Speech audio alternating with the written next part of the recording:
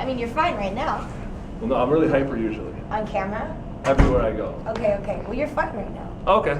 Yeah. Well, we haven't started yet. I didn't know if you were like, you turn it on and then it's crazy. No, I'm Okay. calm. Okay, I'm cool. going to settle down. So, welcome to Detroit. Thank First you. off, thank you for coming by. We're really happy you're here. Thank you. I know last time you were in Detroit, you were at the Fox Theater, which holds a little over 5,000. Now you're at the Palace, which holds over 22,000. You're also very involved in putting together the show, I heard. And Yeah. So, compared to, do you remember being at the Fox? I definitely remember. Is that the amphitheater? Yeah. Yes, definitely. Okay, so what's the differences between that show and obviously you've matured and you're here now back doing a bigger venue? What's the Wait, difference? the Fox is the It's- amphitheater or the theater? It's Theater. the theater downtown. theater. Amphitheater is DTE. Oh, I'm sorry. Okay. I'm sorry. That's fine. I played both. Yeah. Yeah. I love it here in Detroit, and it's pretty incredible coming to Detroit to play bigger venues, and playing arenas always feels good because it's a step up from theaters. So it kind of, for me, it's really exciting to see the growth and expansion of my fan base and my demographic. Is it a little more nerve-wracking, putting on a show for, say, 20,000 compared Hell to yeah. 5,000? It's a little different, right? So Yeah. But, are you growing used to it, or is everything, you're... Well, it's funny because I'll get nervous performing in front of, I think the most I performed in front of is 80-something thousand. Wow. And I was at the Houston Rodeo, or maybe it was 90-something. That's insane. And I was really nervous then. But you also have to think it's not really any different than playing in front of, a couple hundred people because it's still going to end up on YouTube. Sure. It's still in front of people, and I get nervous before every show. Cool. I actually heard it's more nerve-wracking, performing with less people. You know what I mean? 'Cause Yeah. it's- It used to be that way for me, but I think I'm so relaxed with less people that, because I talk to them more Sure. and it's more intimate, that it's kind of more comfortable for me. Sure. Real quick, I know you like to cuss. I like to cuss too. Feel free. The host. You know what? I don't like it. It just comes. It comes out. It's just part of the vocabulary. The host of the morning show that I'm on, his name is Mojo. He gave up swearing because he cusses non-stop. He's been doing really well.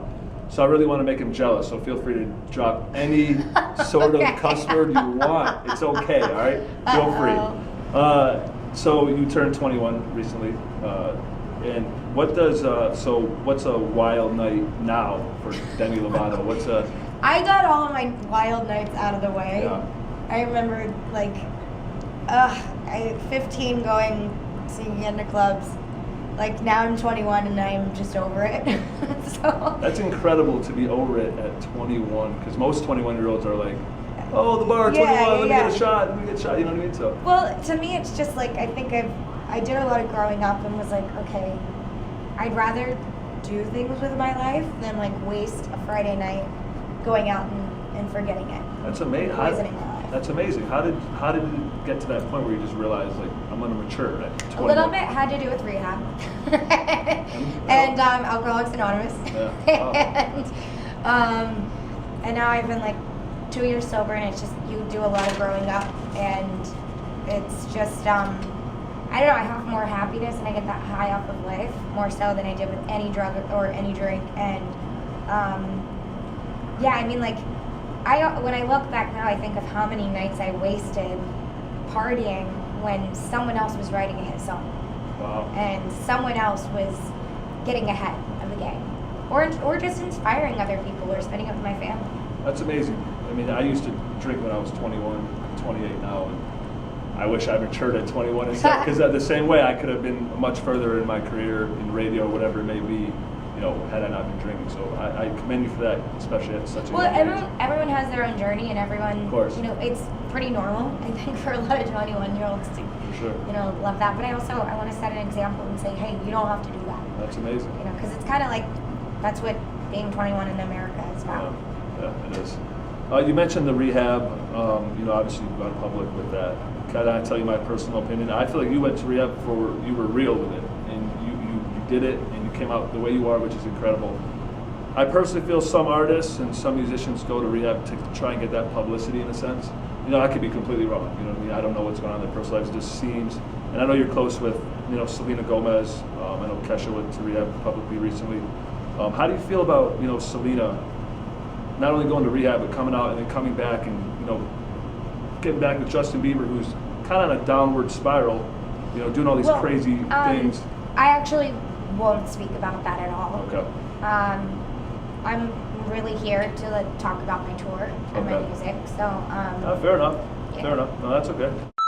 You're obviously involved in a lot of charities. You do a lot of charity work, which is incredible. Would you like to talk about any of those charities? St. Jude's, one of them. You can talk about why it's so important to you to be involved in charities. The main charities that I work with are Unite for Good and We Day. I mean, Free the Children, who put on We Day.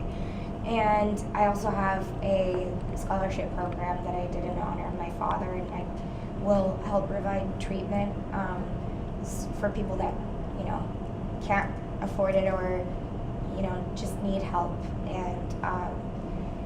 And I partner with Cast Recovery, which is where I went to sober living, and they help get me sober. And so, yeah, I do a lot with that, obviously. But with Unite for Good and with Free the Children, they're two organizations where different charities come together, and it's just about changing the world. Wow. So it's not like one organization where it's like we're gonna, you know, fight against bullying. It's where people come together and they say we're gonna fight against bullying.